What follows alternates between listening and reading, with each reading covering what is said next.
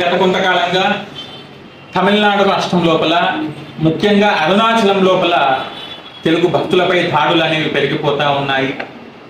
అందులో తెలుగు భక్తులను చంపివేసిన రోజులు ఉన్నాయి,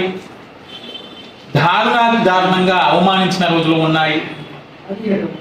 అలాగే మన వారు అక్కడ వెళ్ళి అన్నదానాన్ని ఏర్పాటు చేసిన వాటిని తొలగించిన రోజులు ఎన్నో చూస్తూ ఉన్నాం. అయినా కూడా మన వారు అరుణాచలమే వెళ్ళాలి, అక్కడే పూజలు చేయాలనేటువంటి అజ్ఞానంతో ముందుకు పోతా ఉన్నారు. దయచేసి తెలుగు రాష్ట్రాల్లో ఉన్నటువంటి భక్తులకు మీ అందరికీ నేను ఒకటే రిక్వెస్ట్ చేస్తున్నాను. పంచభూత లింగాల లోపల అగ్నిలింగంగా అరుణాచలం లోపల పరమేశ్వరుడు ఉంటే, వాయులింగంగా మనకి కాళహస్తి లోపల స్వామివారు ఉన్నారు. బాగా గుర్తుంచుకోండి. శ్రీకాళహస్తి ఎంతటి మహిమాన్వితమైనది అంటే, గ్రహణ కాలం లోపల ప్రపంచంలో ఉన్నటువంటి ఆలయాలన్నీ మూసివేయబడితే శ్రీకాళహస్తీశ్వరుడు మాత్రము తెరుచుకొని అత్యంత వైభవంగా పూజలు అందుకుంటాడు. అంతటి మహిమాన్విత క్షేత్రం మన కాళహస్తి క్షేత్రం. కాళహస్తి క్షేత్రం లోపల కూడా గిరి ప్రదక్షిణ జరుగుతూ ఉన్నది. శ్రీశైల క్షేత్రంలో గిరి ప్రదక్షిణ జరుగుతూ ఉన్నది పౌర్ణమి రోజున. యాదాద్రి నరసింహస్వామి క్షేత్రంలో జరుగుతూ ఉన్నది.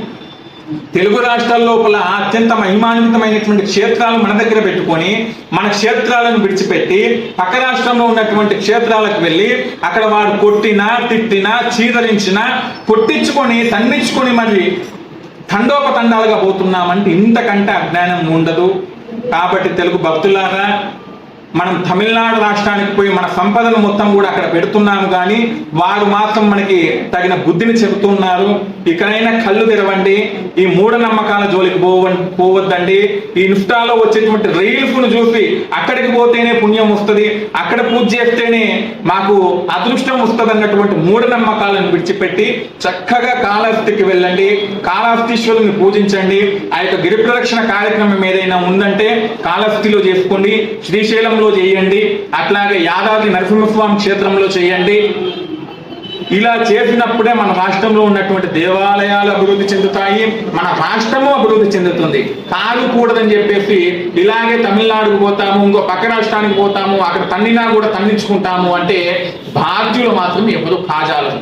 కాబట్టి ఇకనైనా మేల్కొందాము, మన రాష్ట్రంలో ఉన్నటువంటి దేవాలయాన్ని మనము అభివృద్ధి చేసుకుందాము, మన రాష్ట్రంలో ఉన్నటువంటి క్షేత్రాల లోపల జరిగే పవిత్రమైనటువంటి పూజల్లో పాల్గొందాము, భగవంతుని అనుగ్రహాన్ని పొందుదామని తెలియజేస్తూ ఓం నమో వెంకటేశాయ.